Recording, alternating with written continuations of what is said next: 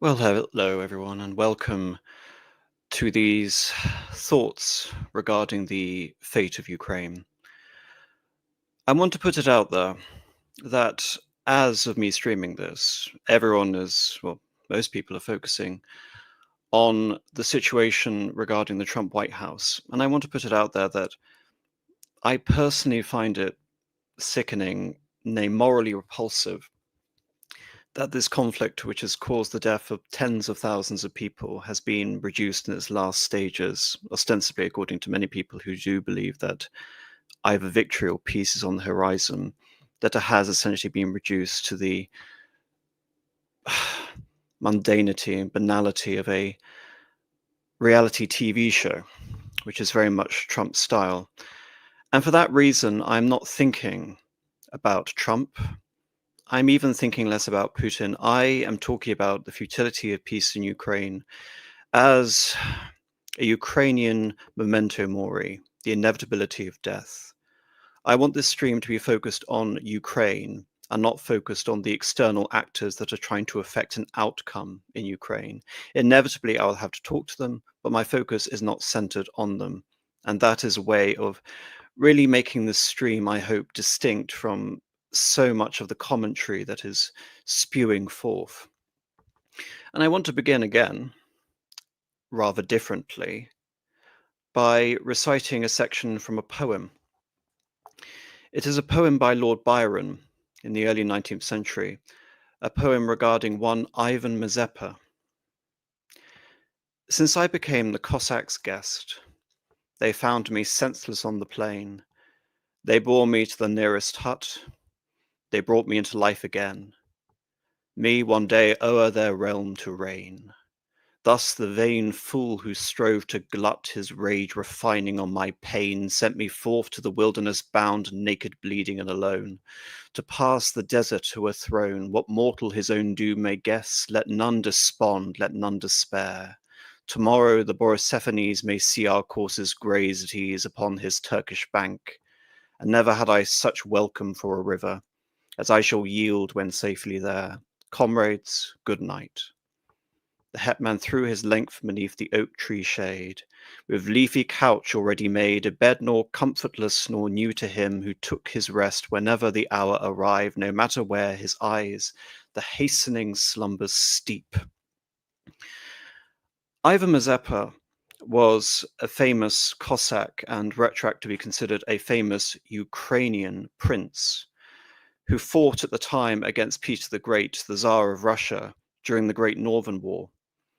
It should be quite prescient to those looking at comparisons with what's happening today, that Ivan Mazepa's rebellion was sponsored and supported by one famous king of the West, King Charles XII, Carolus Rex. Indeed, if you look at the fate of Poltava, the examples of trying to dismember Russia by tearing apart her vassals, it's eerie. Indeed, it's a comment I've made on other streams regarding the policy of Carolus Rex, King of Sweden, as an early example of regime change in Russia, or an attempted and ultimately futile ascent. But there's another element to here, which is Mazepa being invited as the Cossacks' guest to become king, the man who would be king, the man who would try to tame this wild realm of the wild fields of Zaporozhye, the borderlands, the Ukraina, the land between the other realms, try to carve out his own kingdom, and indeed do so with the support of Western leaders, in particular the King of Sweden. All of this should be obvious in terms of a comparison for people listening, but there's another point to mention, which is again the futility of the rage refining on my pain, striving as a vain fool to establish a kingdom. It's the idea almost of an oxymoron of that of a Ukrainian kingdom having ever existed, or the potentiality for it ever to exist. And against this, I want to, I would say, regale a fantasy to you, which is a fantasy of what Ukraine ought to be. If we look at the etymological and historical roots of Ukraine, if we really focus on this idea of a borderland, on the potentiality of Ukraine in the post-Soviet settlement when it ceased to become a Soviet republic, the whole notion of a borderland, in the case of today, the borderlands between the Balkans, Eastern Europe, and Russia, it lends itself to a federal structure. Ukraine is an amalgamation of cultures and of peoples, from the Rusins and the Hungarians in the west to the Russians in the east, to the hodgepodge of nationalities that you see in Bessarabia. Indeed, if you also include the Polish-influenced areas and the Austrian-influenced areas in the west versus the more Russified areas in the east, and indeed the lingering elements of Turkish and Cossack influence, which is more poignant when you included Crimea as formerly part of Ukraine until it was annexed by Russia in 2014. This whole notion that Ukraine is really a nation between nations and in itself an anti-nation, it is a space, it is the Pontic steppe, it is the void. It lends itself to this idea, like I said, of a federal structure, all of these elements being included and represented. This is also referenced in terms of the very religious makeup of Ukraine. Ukraine, on the one hand, is a bastion of orthodoxy.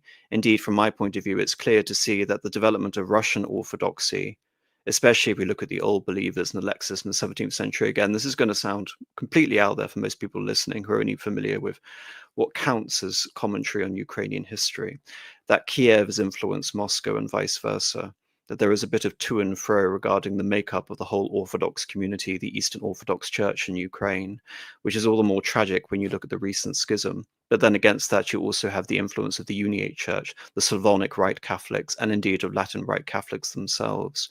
All of these commingling influences, again, they are a demonstration, or were at least, the fact that history of Ukraine is an oxymoron if one looks at it as a nation-centered history. It is the diversity of all of these different influences commingling together into a new construct for a nation state. What is the closest then that we have towards a whole idea of peace for this? The ironic thing is it was actually sponsored by Russia in the Eternal Peace of 1686, which I would comment as one of the great triumphs of European diplomacy. And it was orchestrated under a figure which most people have now forgotten because she forms part of the backstory of Tsar Peter the Great, who has overshadowed her legacy, which was the great sovereign Sophia, his elder half-sister. But nevertheless, the Eternal Peace was able to rectify, you can say, centuries of horrific animosity between the Poles and the Russians. The Poles, just for example, had been fighting a war with Russia on and off since the height of Ivan the Great and the Livonian Wars. They had occupied Moscow. The Romanov dynasty had been forged in opposition to that following the liberation of Moscow in, what was it, the year 1613. Of course, 200 years later, we have the example of the Great Patriotic War to come as a further comparison to that. But the remarkable thing about this Eternal Peace Treaty is that you have these two hostile elements who are both ethnically, religiously, and culturally completely opposed to one another. And yet they are able to form some iteration of a peace which lasts until the partitions of Poland, the very cynical partitions of Poland from 1772 onwards up until the dissolution of Poland as a state in 1795. If there is a peace between two such opposed elements, it was demonstrated in 1686. Of course, this wasn't demonstrated in terms of the creation of a Ukrainian identity. What Ukraine was separated between these two peaceful entities. When we talk about the left bank and the right bank Ukraine, the areas under Russian occupation, the areas in which the Cossacks had basically sworn allegiance following the Treaty of Pereyaslav, or indeed, according to some interpretations of that treaty, where the Russians under Tsar Alexis had decided essentially to recognize the idea of a primordial, or you can say embryonic Ukrainian state in the form of the Cossack hetmanate of Khmelnytsky, which again contrasts the idea of Ivan Mazepa, which I brought earlier. All of this is to say that all of these elements, like I said, commingling together this idea of peace in Ukraine, it is held again to this idea that Ukraine is one of the most heterogeneous states in Europe. Indeed, you can almost say the world. What defines Ukraine in contrast to so many of the other states in Europe is its heterogeneity, the fact that its borders are, as a result of great power contrivance, not to say that's not the case of every border in terms of European nations, but in the case of Ukraine, no one is really satisfied with its borders. If you're a Ukrainian nationalist, it's not simply a matter of not tolerating truncation of your territory, but you want to expand Ukraine up to the natural boundaries of the Don, or perhaps even further to the River Volga or the Caucasus. And of course, if you're a Russian nationalist, as we're seeing, trying to sunder the four oblasts from the remnants of Ukrainian territory, having already taken Crimea. So that is one element here, which I bring essentially to the idea, the dream of what is represented by Ukraine. And in terms of what that could really represent in a post-Soviet settlement during the unipolar moment, is it could have acted as a bridge, not just a borderland, but a gateway from which to integrate the cultures of Russia and the cultures of Europe. Essentially, Ukraine would be a conduit for what represents the best of those civilizational elements and could form as a way essentially of bridging the two identities through a Ukrainian federal identity. But moving on from the dream and to the reality, that was not the way Ukraine was construed by certain policymakers in the West. Ukraine has instead been construed as an icebreaker against Russian nationality. If you look at the whole Soviet historiography of Ukraine, trying to justify Ukrainian membership of the Soviet Union, with its borders having essentially been established by Lenin in 1922 following the civil war against the whites, the whole notion of Ukrainian identity was vested in this idea that there was a pan-Slavic element which was recurring throughout East Slavic history. And again, if you're going to compare this to somewhere like Croatia, rather ironically, a huge amount of intellectual development in the 19th century focuses on the unity between the peoples of Ukraine and the peoples of Russia, what were then termed the Little Russians and the Greater Russians, this whole notion of pan-Slavism. While pan-Slavism was actually such a threat to the Russian Tsar, is that there was a democratic basis to it, which instead was found in the Ukrainian fetishization of the life of the Cossack. There was a democratic identity to be wedded here. And again, this is to emphasize that there is a large strain of Ukrainian national thought, which is wedded instead to this idea of pan-Slavism, to be wedded to be part of this greater whole. In a sense, you can say that this Ukraine would follow in the impetus of the French Revolution, that is a matter essentially of forming a democratic state from these elements within the Russian Empire. And indeed, conversely, it was also used by Tsar Nicholas II as a justification for Little Russian expansion at the expense of the Austrian Empire. So it's rather ironic that I take this element of the intellectual development of pan-Slavism within Ukraine, which again is another element which Putin, and like I said, the Soviet historiography essentially explains as representing this historic fraternity between the nations.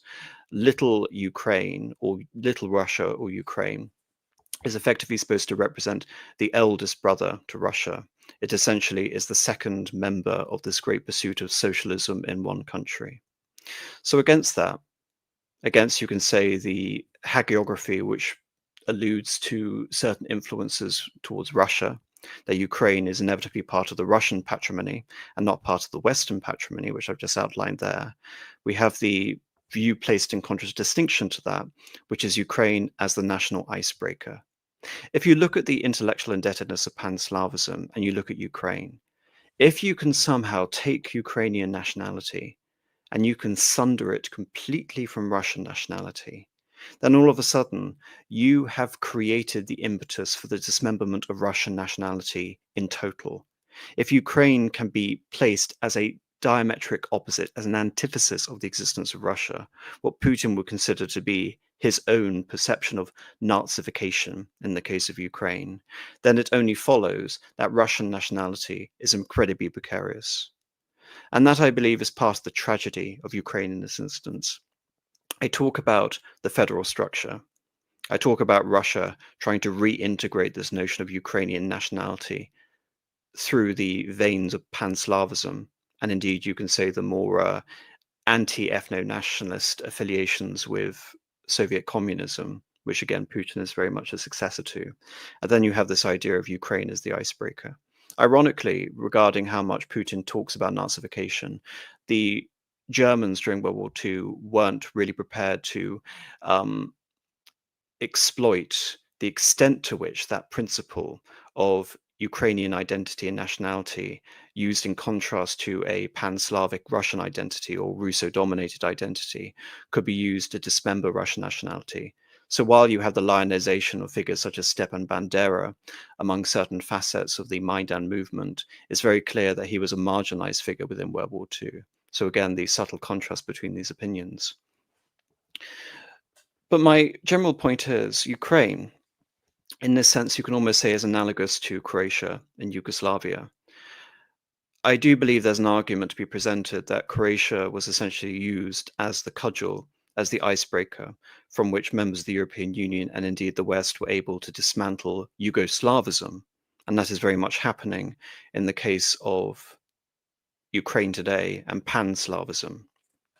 Indeed, there's another point which can be drawn here, which again, the subtle ironies to the socialist government of Slobodan Milosevic looking at the checkerboard flag of Franjo Tuchman and saying that this was a restitution of the Ustasha of fascism, in the same way that Putin looks at the Azov battalion and sees this as the restoration of the Banderites of Nazism. It's really rather remarkable to consider all of these sort of subtle permutations and influences. But like I said, I think there's an element here that despite, again, Ukraine having been in many senses the originator of intellectual Pan-Slavism, as Croatia was in many ways the originator of intellectual Yugoslavism, that both of these nations should be held as some form of World War II analogous Nazi iteration to break both of these nations. But regardless, moving on from that, the effect of the war, regardless of whatever identity is being forced upon Ukraine, whether it be this Russophobic identity or this Russophilic identity, it should go without saying that Ukrainian identity, I would say, is undergoing a process of becoming a nation once again. That's a famous quote from Churchill regarding Ireland's potential participation in World War II. And what I believe Churchill is alluding to, even though Irish nationalists take it to mean something completely different, is that a nation once again alludes to what I believe to be the Australian experience in Gallipoli, which is that a nation is forged in the fires of conflict.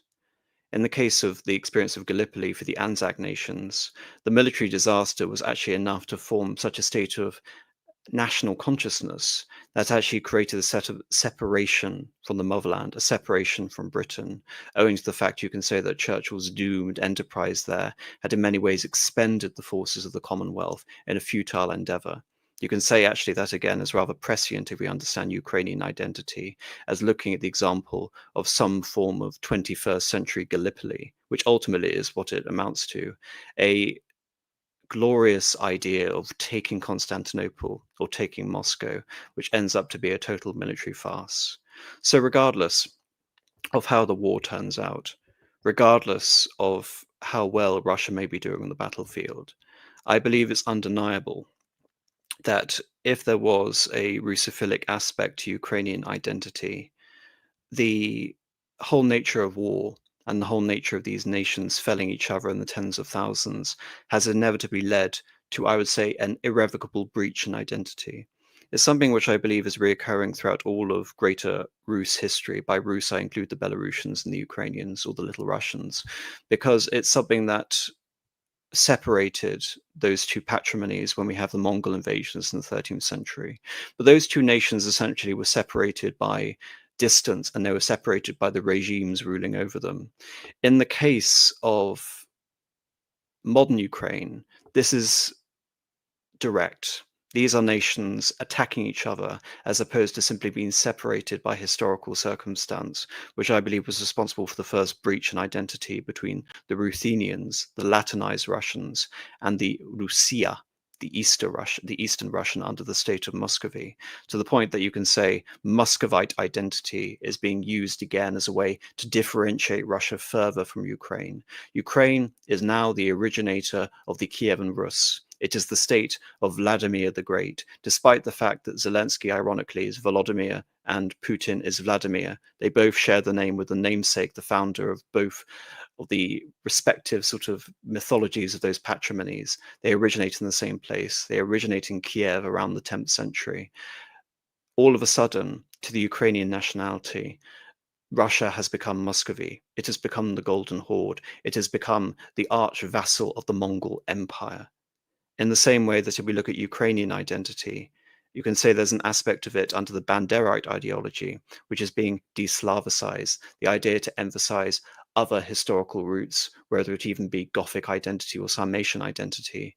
Such, you can say, nationalist perversions and mythologies are recurrent throughout all of history, but such has become very in vogue, and you can indeed, you can say, from the point of view of national myth-making, it has become a necessity.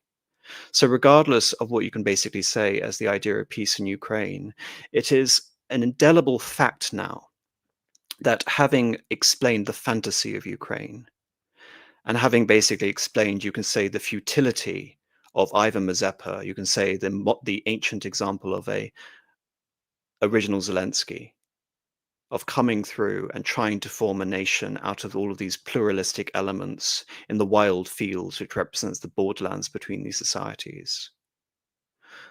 All of a sudden now, I believe you have an irrevocable breach between these two identities. And this is also confirmed when you look at the whole nature of Zelensky's war state. I don't believe that Zelensky's regime... Sorry, I'm going to mention someone in the chat. This sounds like Putin's wet dream. Well done. I am not taking a Russian a Russian-centered view.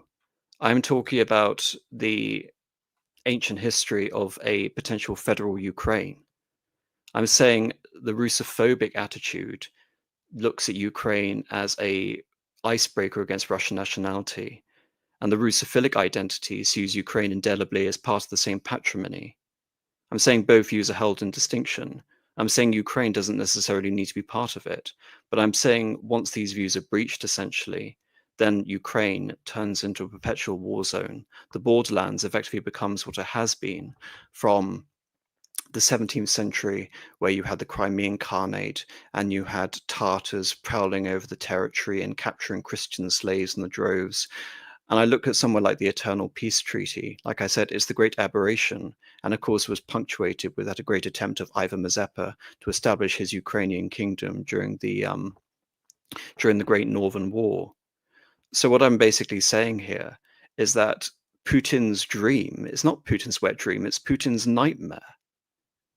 And I also encourage more people to, send me questions in the chat, because this is only going to be a, relatively short stream. But it's important to understand here that Ukrainian identity, going back to my Anzac comparison of becoming a nation once again, like I said, it severs this idea going back to Soviet historiography and Putin's own hagiography of Russian history, the idea of the little brother nation. How can a little Russian identity survive, given not just the onslaught between these two nations, but also the fact that there has been hysterical, concerted propaganda, which has been enacted on both parties within the West and within Russia? I don't believe one part is particularly helpful or one side is correct here. My objective analysis, my value-free analysis, is to say here that it is a fact that both these nations have been through these experiences, that these nations have been propagandized, and what we essentially arrived at is an antithesis between the remnants of Ukraine and the elements of Russia.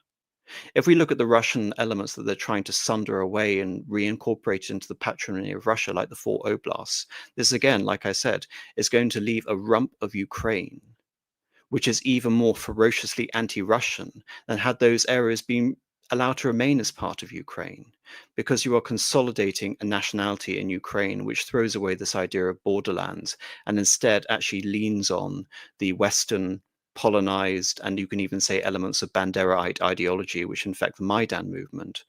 All of this, again, is to say that this is the antithesis of what Putin wants. In some ways, I would believe the West has succeeded. The West has succeeded in pitting these nations against each other. It has made a nonsense of the whole Russian historiography regarding the little nation of Ukraine as being one of the elder brothers of socialism, or looking back, you can say, at the Pan-Slavists in the 19th century, whether they be apologists for Imperial Russia, or whether they be genuine advocates for democracy, as far as we can even construe of that term in 19th century Russia. Now I want to come to the practicality of Zelensky's war state. For better or worse, Zelensky has been able to accomplish something which is really an incredible feat, which is a effective police state under his own control, an effective police state that has subordinated many elements of the security services, the army, as incorporated elements of the Maidan movement, the radicals in the West, but has also effectively banned pro-Russian opposition, and it has also effectively banned the Russian Orthodox Church, as again being anti-Ukrainian in the sense this is all part of a great Russian subversion. This again goes against my idea earlier on as explaining the borderlands as inherently lending itself to a federal structure if Ukraine within those current boundaries is going to exist as a nation at all. And so how do you suddenly dislodge Zelensky's war state? And again, the irony, of course, of all of this, and someone's mentioning the Banderit ideology and how this actually makes enemies of Poland as well. Yes, I'm going to bring that in again. The irony of all of this is that it actually makes regime change very, very difficult in Ukraine. It makes regime change very, very difficult in Ukraine because Zelensky has effectively neutered all opposition, not just in terms of the pro-Russian elements within Ukraine, but also you can say among those who would actually want to continue the war in perpetuity. You can even say, to a further extent, with a greater ferocity than that of Zelensky himself. The whole premise of the Ukrainian state now under Zelensky is that of the war state. The whole security state is perpetuated by this conflict. If Zelensky has to make peace, he then has to justify holding elections which he fears he will lose. Thus, he has to basically hold his legitimacy together through presentation of selected polls rather than going through a national polling system, i.e. through a national election. And that's essentially what the Russians want.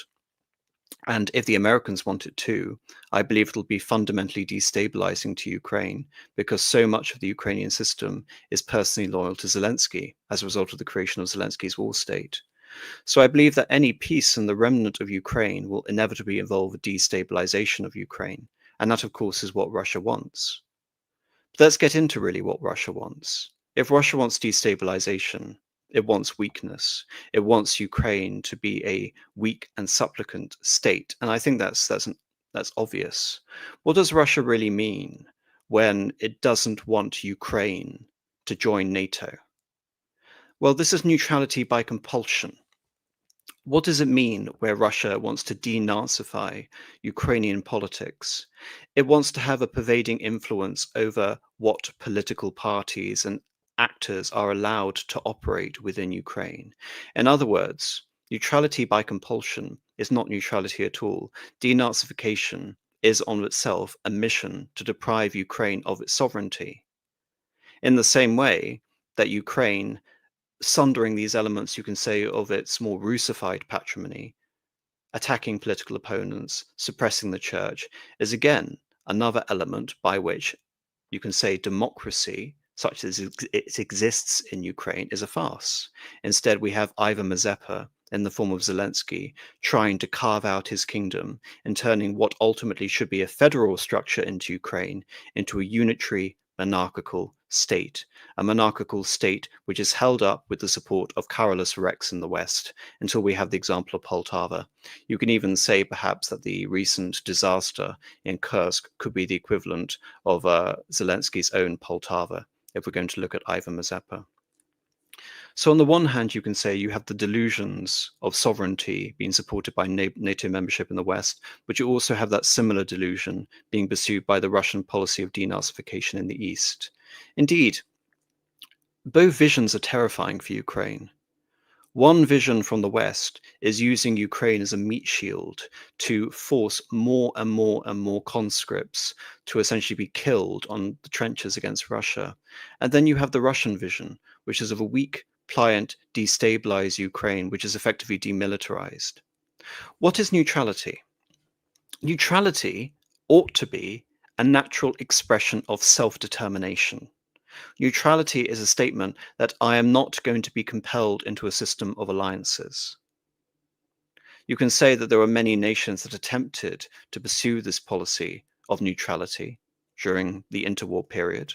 You can say, for example, the state of Denmark, Sweden.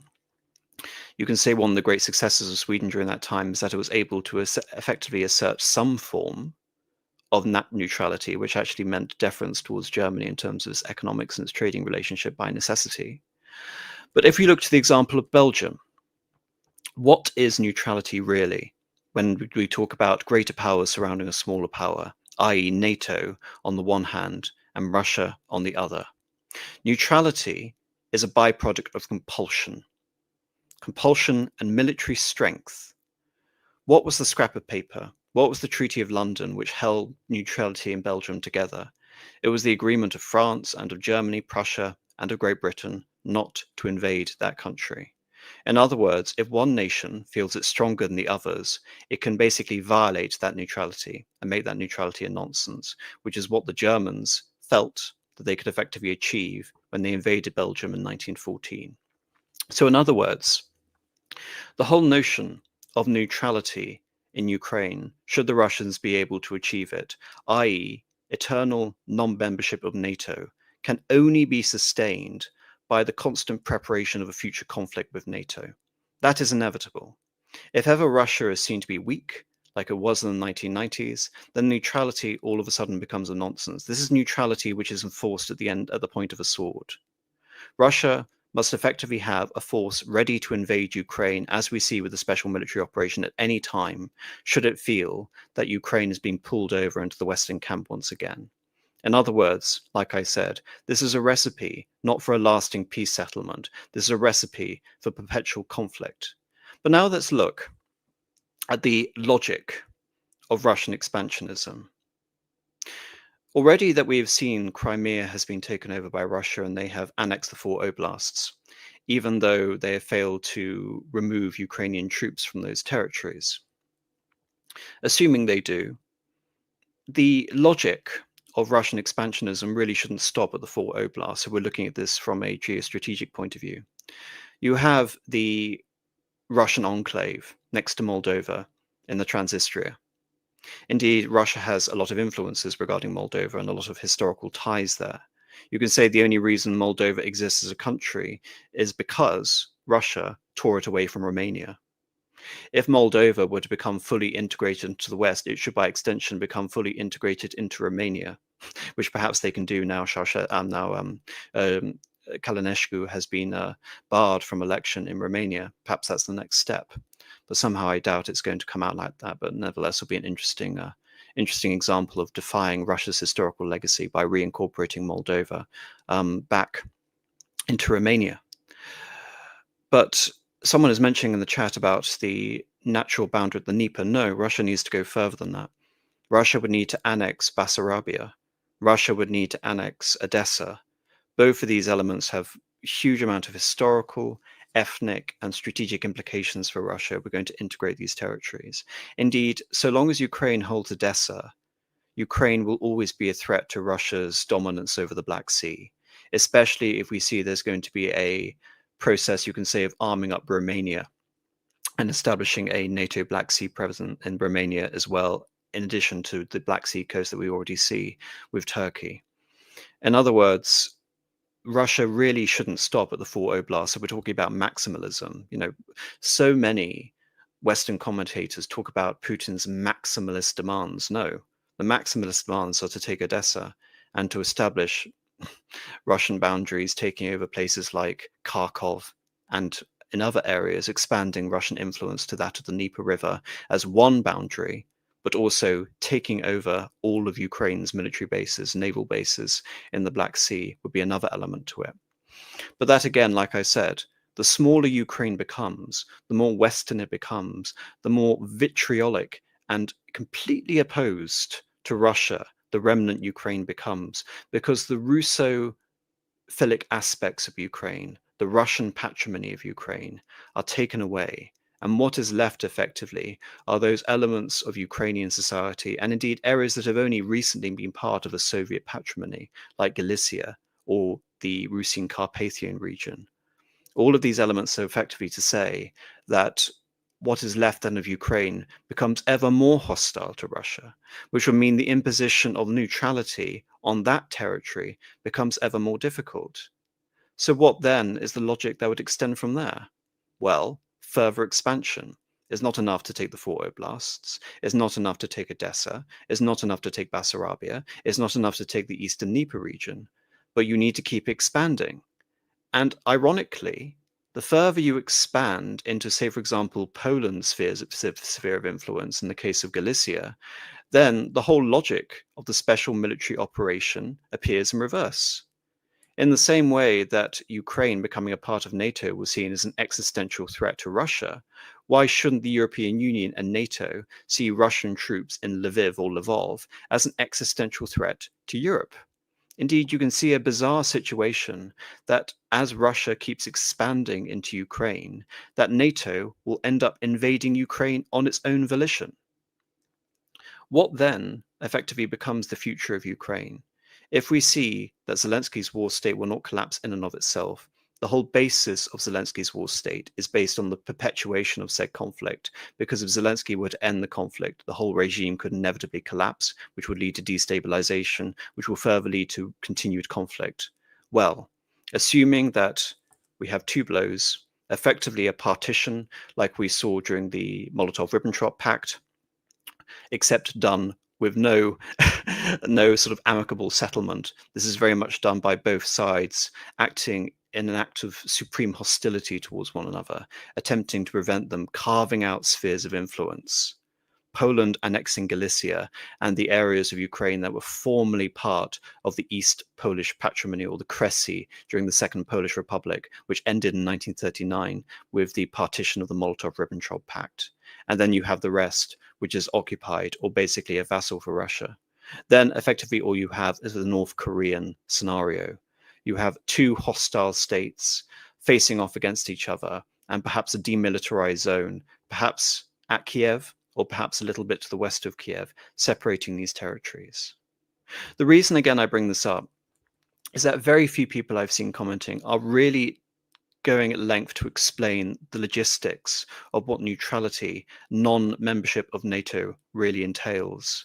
The fact that Russian demands of non-NATO membership become more unreasonable the more truncated Ukraine becomes, the less territory effectively it's able to operate effective control over, because by extension, Ukraine then becomes more fanatical in its opposition to Russia. And again, I go back to the tragedy. I go back to the fantasy I brought up at the beginning of the ideal post-Soviet settlement for Ukraine, that of it really emblemizing, going with the idea of the borderlands, the federal structure, bringing the best of Russian civilization and European civilization together, bringing all of these cultural and religious connections, which again make Ukraine, like I said, one of the most heterogeneous states, historically heterogeneous states. I don't mean that in the sense of diversity as our strength. Please disabuse yourselves of any notion if I'm trying to make some sort of equivocacy here. But I mean heterogeneous in the sense that these territories were historically divided between great empires, warring empires. Hence, Ukraine is therefore an incredibly apt etymology for this state, the borderlands between these two empires. But what I think Russia views the history of Ukraine as is a version of the Morgenthau Plan. Destabilized and effectively deindustrialized, demilitarized, whereas the Western view of Ukraine is highly militarized, the icebreaker on Russia's border. If it can sunder Ukrainian nationality away from Russia, it can be used as the breach point, the bridgehead from which Russia could be dismembered as a nation. Because ironically, Putin is earnestly appealing to a Soviet-era mantra, a Tsarist-era mantra of the integration of Russia's peoples It is not a Russian nation state in the sense that it is an ethno-state. It is why, say, for example, when I brought up the example of Croatia earlier and Slobodan Milosevic, that is imperfect, and why I believe that Putin has only very blatantly resorted to what you can say a revanchist, irredentist political strategy of reattaching Russian speakers into Russia proper, is because Putin is not an ethno-nationalist. He believes that having a distinct policy based on the reincorporation of Russian people back into Russia lends itself to this idea that Russia is an ethno-state. Indeed, the more Russians see themselves as distinct from all other peoples within the Russian Federation, that in itself destabilizes the Russian Federation, because the Russian Federation is a hodgepodge of vast national groups, from the Tatars to the Kalmucks, to the Siberian peoples, etc., to the Karelians, to the Ugric peoples, etc., etc., etc., to the Chechens. The list goes on and on and on. So, from my point of view, considering all of these elements, I don't believe that peace in Ukraine is possible. That's not to say that there may be some ceasefire at some point, but any settlement that could be achieved by the Trump administration, I believe, will be fleeting, in the same way that we saw the original Minsk agreements were fleeting. The Europeans were clearly using them to buy time. Do you honestly believe, if there was a concession made for the neutrality of Ukraine, that the United States won't try and do this again? Europe has predicated essentially its existence in terms of a defense state, the ever sort of furthering integration of Europe based on the fates of Ukraine. For Europe, Ukraine is an imperial project. Ukraine was supposed to be the great breadbasket of Europe. You could almost say reviving the idea of the Reichskommissariat Ukraine back during World War II. All of these elements that again suggest that the element of completely hostile strategy directed against Russia has not gone away. And it won't go away. Indeed, I believe that the Eurocrats have placed themselves in this position where they can't drop Ukraine. They have invested their entire political capital on the perpetuation of the war in Ukraine. So even if there is a ceasefire in Ukraine, it's going to be, as Winston Churchill essentially described the peace at Versailles. It is going to be a ceasefire for 20 years. Even though I believe Churchill actually had far less grounds for saying that regarding the end of World War I than I do regarding the fate of Ukraine. Indeed, if we're going to look to examples of World War I, I've already brought up the example of neutrality predicated on strength with regards to Belgium. But what America is doing now is going to be easily construed as a stab in the back theory. As the Germans did in 1919, the Ukrainian mythology is going to be that Ukraine was fighting against Russia and was at the point of victory until the Americans decided to betray the cause of Ukraine. That, together with my Gallipoli analogy, I believe will be enough to sustain any Ukrainian government in a sense of hostility towards Russia. Indeed, the more territories it'll lose, the more the remnant rump state of Ukraine will be united around this idea of restoring those territories. And like I said, for the Ukrainian nationalists, it's not enough simply to restore these territories or to even restore Crimea. It's a matter of expanding Ukraine's boundaries to the Volga, to the Caucasus, and you can say more realistically to the Don River. In other words, Ukraine must be strong to the extent that Russia can never imperil its existence ever again. So there we are. And like I said with the whole Trump thing, I really just think it really does frustrate me, because I really do think it's a distraction. And also, I don't trust in the sincerity of Trump and his belief in peace. I think Trump is looking at Ukraine as a temporary liability in terms of US foreign policy. In other words, in terms of America's economic position and in terms of any showdown with China, having such hysterically hostile views towards Russia is a liability. And thus, I believe what Trump is aiming for is normalization. Peace is simply an extension of that normalization process towards relations with Russia. But like I said, with the whole notion of Ukrainian neutrality being a nonsense, because neutrality, if it's not an emanation of self-determination, neutrality is imposed. The West and the European Union will be consolidating to mobilize its resources to effectively achieve, like the French did in World War I, the restitution of Alsace and Lorraine, the restitution of the 4 oblasts that were sundered away. So, like I said, there is no situation in which I see an amicable settlement. If the Russians are still holding to this idea, their hagiography of history, where the Ukrainians are the little Russians, the Ukrainians are the elder brother of socialism in the case of the Soviet Union, then they are fantasists.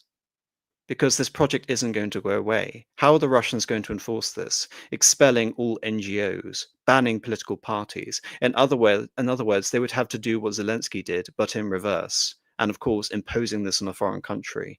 And as we see, even with the example of tariffs in Canada today, the fact that these will be seen direct foreign impositions will indeed embolden any resistance against Russia, making the whole process of denazification, like I said, a fundamental attack on sovereignty, which will embolden a sense of Ukrainian particularism. All right. That it was only going to be 45 minutes, but I really needed to get this out. Because someone is saying I thought Russians were good at chess. Putin, like I said, regarding his belated Milosevichism.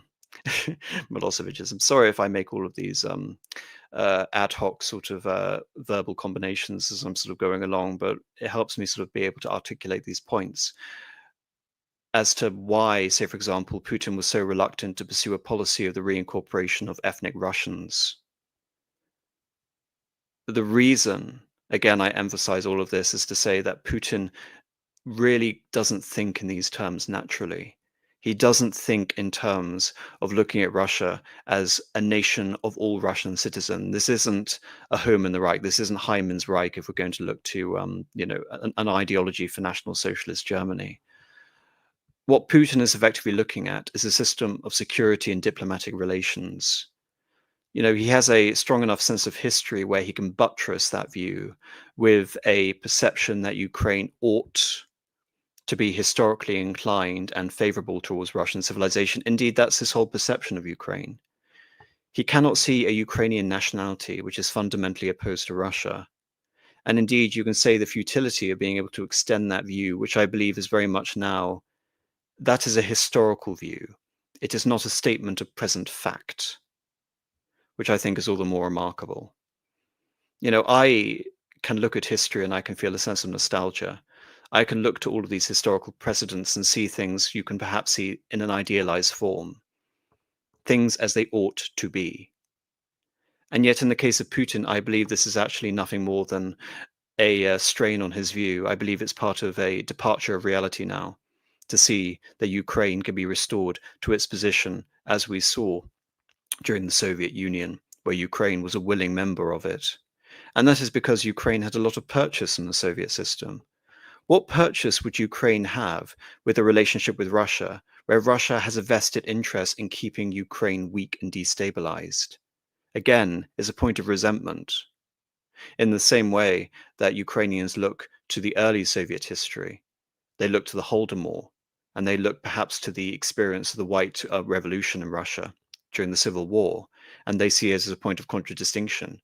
It took decades, really during the Khrushchev era, for there to be this, you can say, I wouldn't say organic, but definitely a process of political purchase and integration.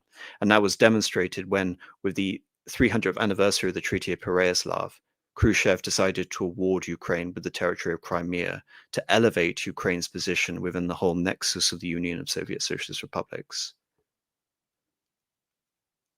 So when I talk about the futility of peace, I want people to recognize that peace is not on the horizon.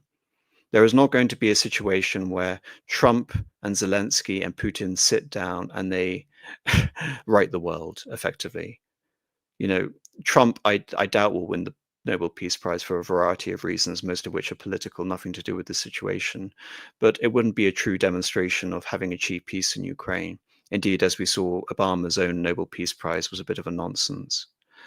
But anyway, I'm losing my voice after my rant, but I hope that people can understand a bit more about the context of the actual implications regarding the nationalities and how they perceive the conflict in Ukraine, and how we are so far removed from the fantasy I alluded to at the beginning, where we look at the borderlands, the idyllic borderlands with its federal structure, with one foot in Europe and one foot in the Russian world. And then I come again back to the folly of Ivan Mazepa trying to carve out his unitary state, his kingdom in Ukraine with Western support, and ultimately having amounted to nothing. The great coalescing of Ukrainian identity under a strong militarized state, which will basically act as the vanguard of whatever European affront there is going to be Russia. That idea is dead. But the alternative for Ukraine is not much better. Anyway, I am going to go through the super chats. TL for $5. Love Ngubu, love AM, simple as. I don't understand what that means, TL, but thank you. Bass Kicker 14 for $5. How could Russia ever take any peace terms with the West? Exactly. Like I said, neutrality and agreeing not to become member of NATO, it's like it's compulsion. It relies purely on the relative balance of power. Maybe that's a good thing in the sense that European power politics is now going back to a recognition of what it always has been, which is the balance of power. That peace can only be assured effectively by militarized societies of rough parity. If there's going to be any basis for a Ukrainian neutrality into perpetuity, it is the restitution of this old idea of the balance of power. But do you really think the European Union is invested in abandoning their rules-based international order for assuming a more realpolitik mantra of the balance of power? I don't think so. But again, if they don't acknowledge the idea or the necessity of the balance of power in terms of maintaining peace, then, like we saw with so many other conflicts that I've alluded to, it simply becomes a matter of buying time, coalescing resources, and building up Ukraine, which is why Russia shouldn't accept a peace in terms of its own national interests, why the logic of Russian expansionism is to keep going further. Because they have the momentum now. If they surrender that momentum, they're effectively allowing for Ukraine to coalesce, like I said, into this hostile, truncated state, which is united around revanchism, the restitution of these territories, which I do also believe was why Zelensky was able to come to power in the first place. The restitution of Crimea, the restitution of Donetsk, the restitution of Luhansk. But imagine that on a much larger scale. Redacted brainwaves for $5, thank you. It seems to me all futures proposed to Ukraine at the moment are unsustainable in the long term. How to solve the Ukrainian question? Well, I've presented my solution. I presented my solution to the Ukrainian question, but it's a fantasy. It's anti-historical. I don't live in a realm of pure abstraction. I live in a world where I have these idealistic propositions which always reference to the actual situation on the ground. There could have been a situation in the post-Soviet world in the unipolar moment where Ukraine could have represented that. But of course, Russia and the West are not benevolent entities in order to actually allow for that to come to fruition. That would be the ideal state, a federal structure, which ironically would also mean Russia abandoning its territorial designs on Ukraine. Like I said, for Putin, who doesn't think like a Milosevic, reincorporating the Russian patrimony is in many senses a form of ideological and political defeat for him, because it weakens the Ukrainian case to be part of the Russosphere. I hope this isn't too complicated for people to understand. Austin for $5, thank you. My thoughts about the whole eventual peace are Poland will take Galicia, Hungary will take the Carpathia region, and Russia will take well, that's the logic. The logic, Austin, is that the territorial designs of the nations that surround Ukraine effectively lend itself to this logic of partition. And you're correct in saying that the natural partition of those territories would be Galicia and the area north of Galicia being returned to Poland, i.e. the restitution of the old Second Polish Republic border, and, as you mentioned, the Carpathian region returned to Hungary.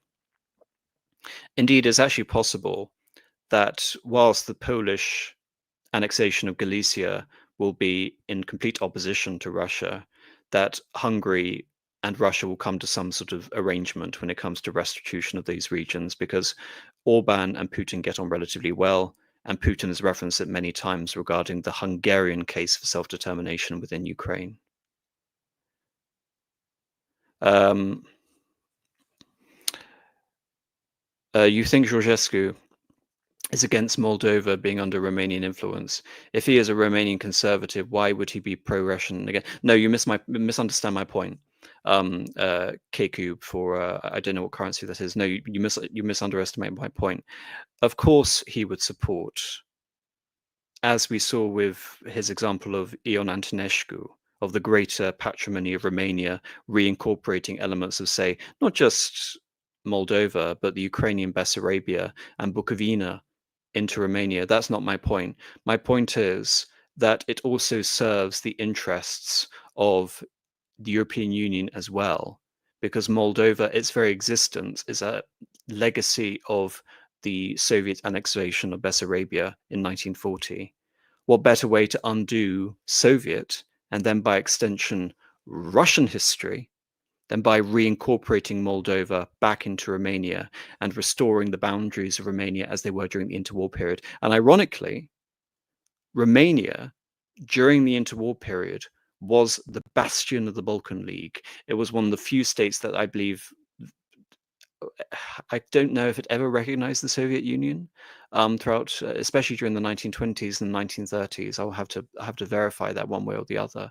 But again, Fortress Romania with enlarged patrimony. There is a logic there in terms of reincorporating Moldova, eliminating that vestige of Russian influence, and of course, placing the Russian population in Transnistria in a state of existential peril. You have Bresla. I assume that's Greek currency, so thank you very much. 30 of those. Austin for $5, thank you. A ceasefire will only give time for Ukraine to rearm itself. Russia will never agree to. Yes, I've said that ad nauseum, and I agree with you. Austin again for $2. Empires rising from the ashes. Russia is clearly an empire. Or you can say in more innocuous terms, Russia is a civilization state, which is a term that's also been described for China. But I would also refer to India as a civilization state and not a nation state. But Russia clearly is. It's a civilization. It is not a nation. And it is always, throughout its entire history, it has always pushed back against this idea of Russia being a pure ethnic democracy. That wasn't the case under the Tsars, and it wasn't the case under the Soviet Union, and it certainly isn't the case in the mind of Putin, who is the legacy of the Soviets. Like I said, Pan-Slavism is a countervailing ideology in many senses. It's why Putin, I don't believe, thoroughly embraces it. He adopts something quite different. As for Europe, I'm more skeptical. The Gunslinger for $5. Is Ukraine a sideshow for the real showdown with China, or is it a stop in a future global conflict with all the current players? Well, like I said, I think Trump clearly sees China as the bigger threat, and he's correct in many ways.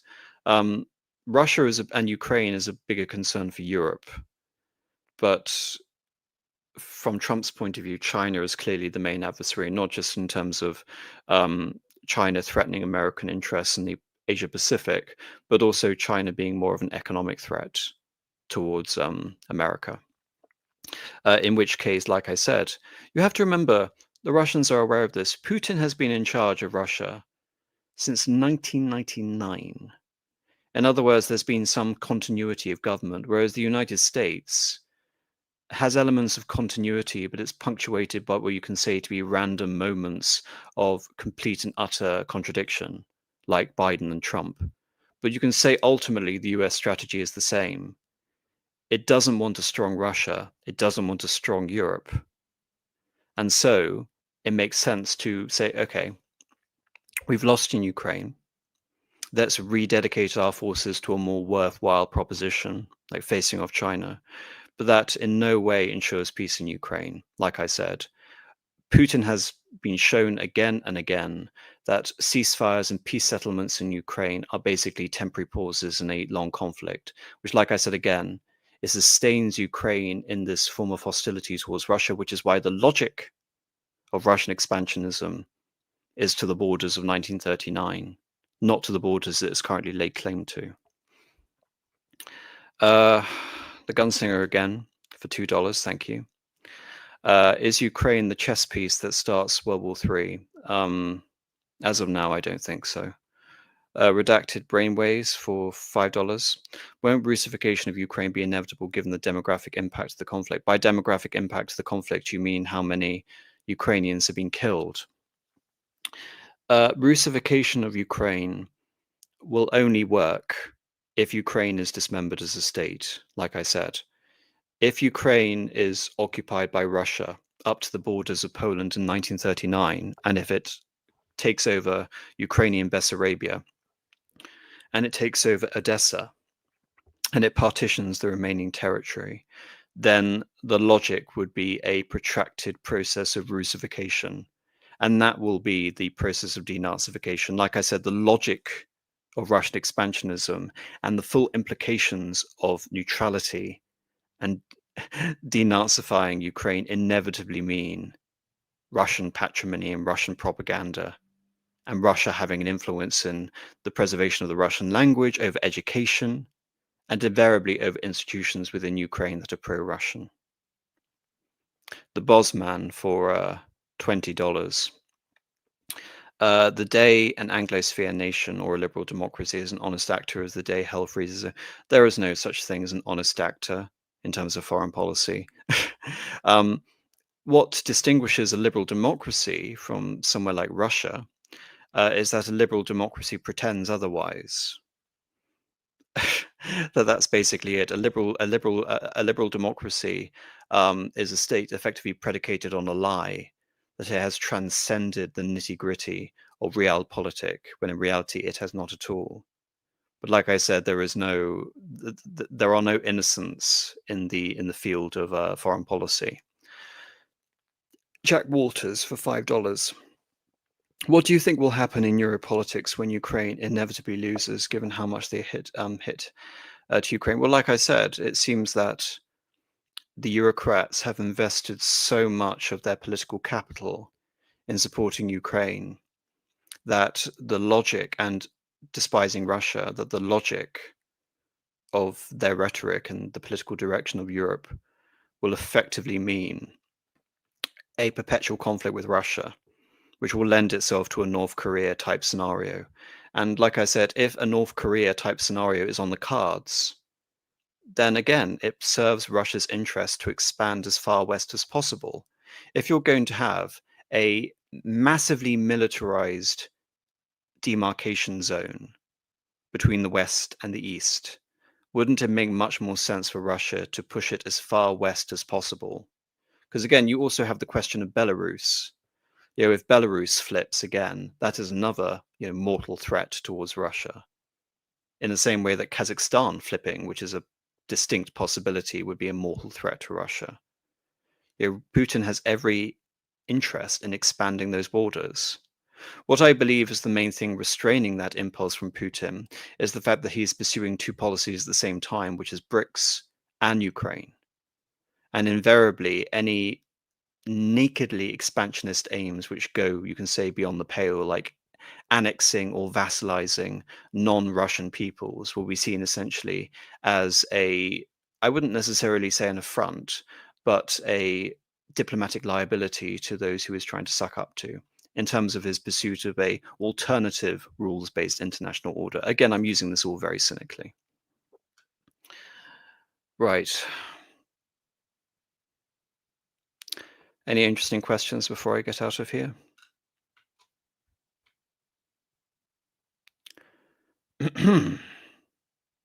Everything would be fine if we just re-established the Polish-Lithuanian Commonwealth.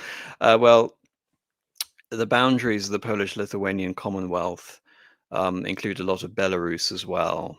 So you're asking for another conflict if you want to reintegrate that again. But like I said, bizarrely, there was a precedent for peace, which is when I go back to my example at the beginning of the Eternal Peace Treaty of 1686.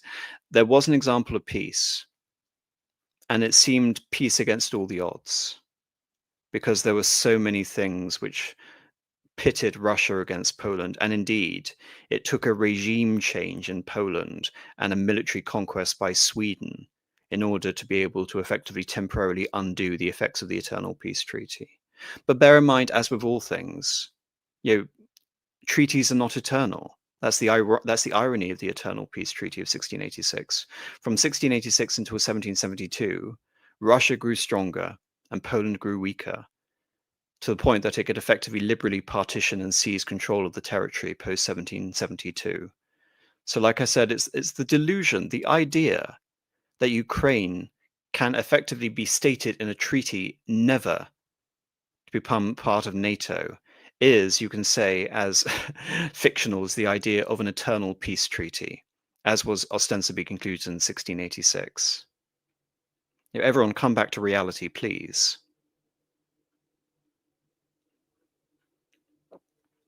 The eccentric tripper.